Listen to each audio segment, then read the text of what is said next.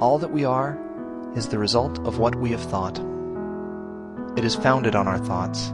It is made up of our thoughts.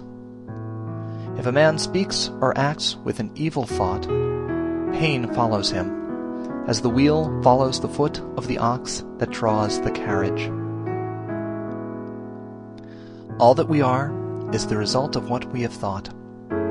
It is founded on our thoughts. It is made up of our thoughts. If a man speaks or acts with a pure thought, happiness follows him, like a shadow that never leaves him.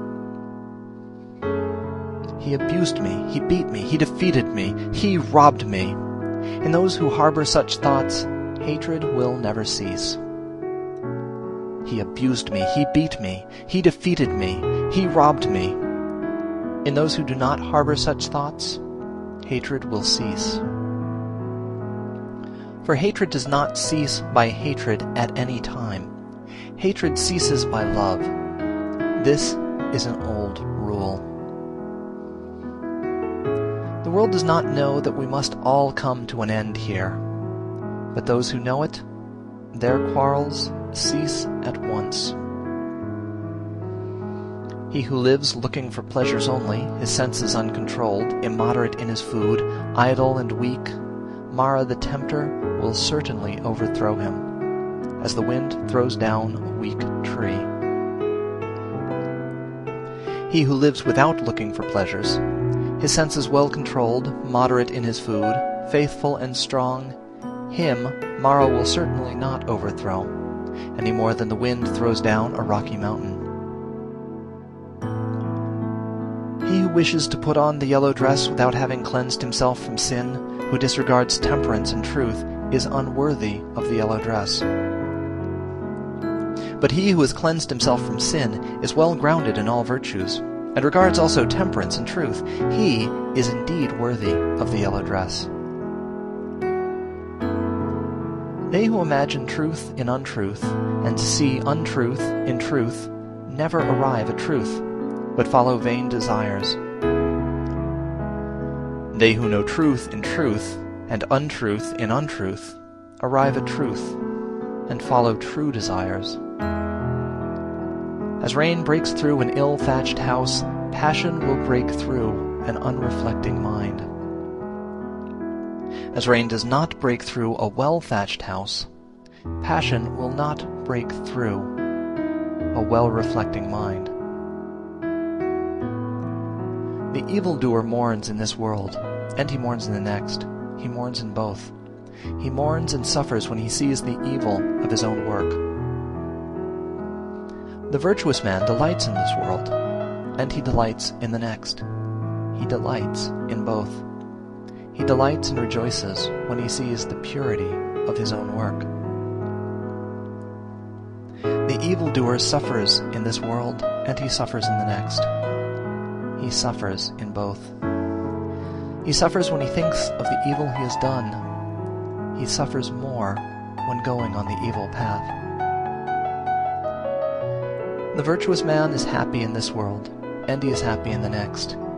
He is happy in both. He's happy when he thinks of the good he has done. He's still more happy when going on the good path.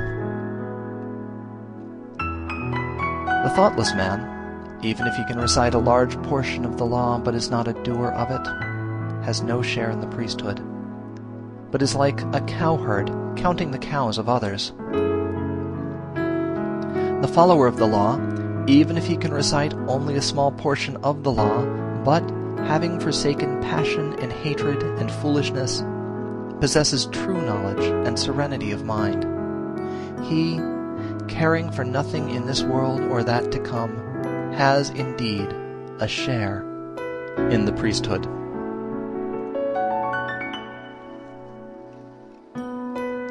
Chapter 2 On Earnestness.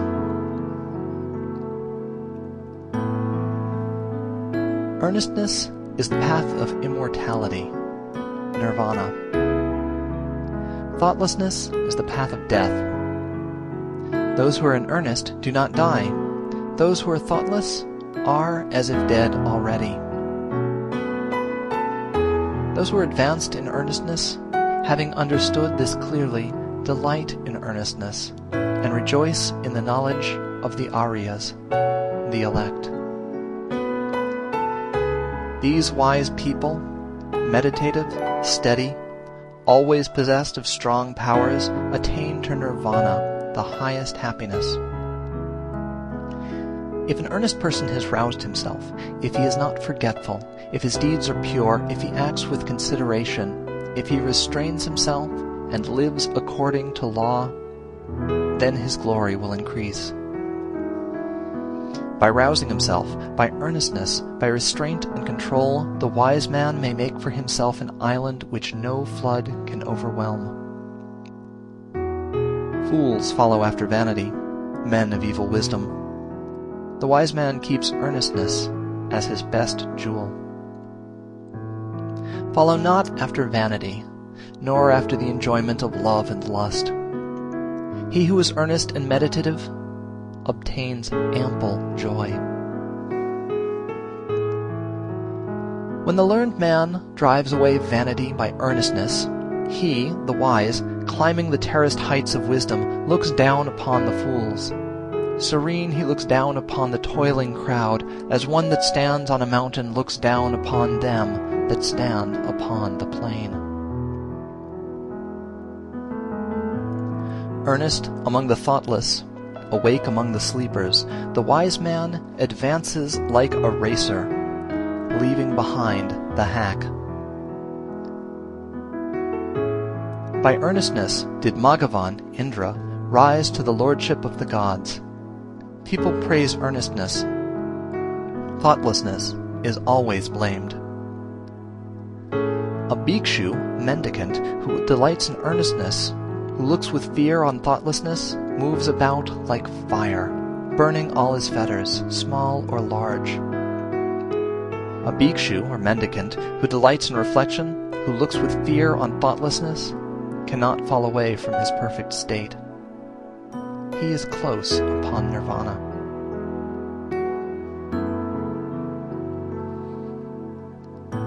Chapter 3. Thought. As a fletcher makes straight his arrow, a wise man makes straight his trembling and unsteady thought, which is difficult to guard, difficult to hold back. As a fish taken from his watery home and thrown on dry ground, our thought trembles all over in order to escape the dominion of Mara, the tempter.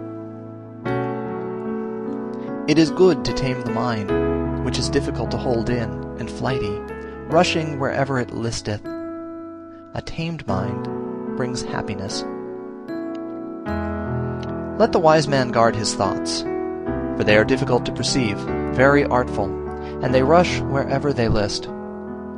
Thoughts well guarded bring happiness. Those who bridle their mind, which travels far, moves about alone, is without a body, and hides in the chamber of the heart, will be free from the bonds of Mara, the tempter. If a man's thoughts are unsteady, if he does not know the true law, if his peace of mind is troubled, his knowledge will never be perfect. If a man's thoughts are not dissipated, if his mind is not perplexed, if he has ceased to think of good or evil, then there is no fear for him while he is watchful.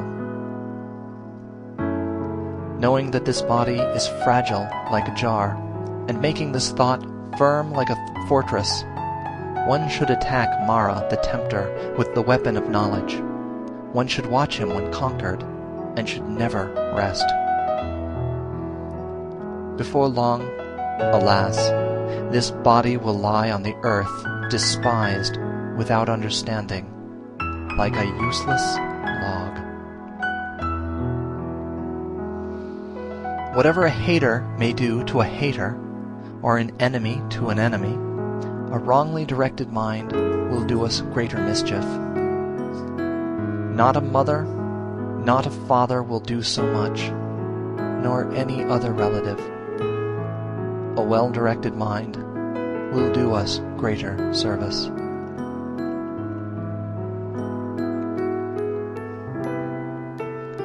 Chapter 4. flowers. Who shall overcome this earth, and the world of Yama, the lord of the departed, and the world of the gods? Who shall find out the plainly shown path of virtue, as a clever man finds out the right flower? The disciple will overcome the earth, and the world of Yama, and the world of the gods. The disciple will find out the plainly shown path of virtue, as a clever man finds out the right flower. He who knows that this body is like a froth, and has learnt that it is as unsubstantial as a mirage, will break the flower-pointed arrow of Mara, and never see the king of death. Death carries off a man who is gathering flowers, and whose mind is distracted, as a flood carries off a sleeping village. Death subdues a man who is gathering flowers, and whose mind is distracted, before he is satiated in his pleasures. As the bee collects nectar, and departs without injuring the flower, or its color or scent, so let a sage dwell in his village. Not the perversities of others, not their sins of commission or omission, but his own misdeeds and negligences should a sage take notice of. Like a beautiful flower, full of color but without scent, are the fine but fruitless words of him who does not act accordingly. But, like a beautiful flower, full of color and full of scent, are the fine and fruitful words of him who acts accordingly. As many kinds of wreaths can be made from a heap of flowers, so many good things may be achieved by a mortal when once he is born.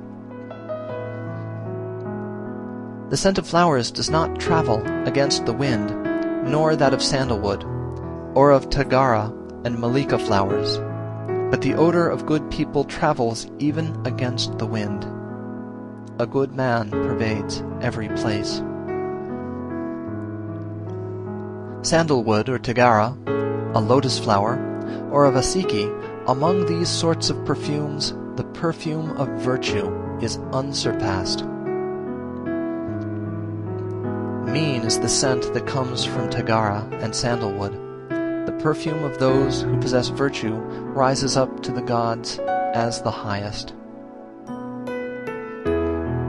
Of the people who possess these virtues, who live without thoughtlessness, and who are emancipated through true knowledge, Mara, the tempter, never finds the way. As on a heap of rubbish cast upon the highway, the lily will grow full of sweet perfume and delight. Thus the disciple of the truly enlightened Buddha shines forth by his knowledge among those who are like rubbish, among the people that walk in darkness.